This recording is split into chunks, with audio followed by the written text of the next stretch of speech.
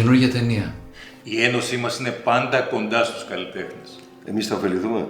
Θυμάστε εκείνη την ταινία που τα λαμόγια μου μπλόκαραν τελευταία στιγμή? Από εκείνο το γραφείο, πώς το λένε, επιδοτήσεων. Τέλος πάντων. Άντε γαμίσου ρε! Άντε γαμίσου!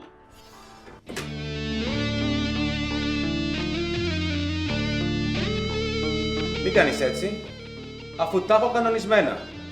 Του έχω περάσει του Προέδρου της Επιτροπής παλιότερα τόσες παραγωγές. Μου χρωστάει.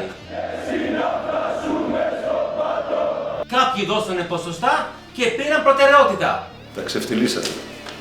Α!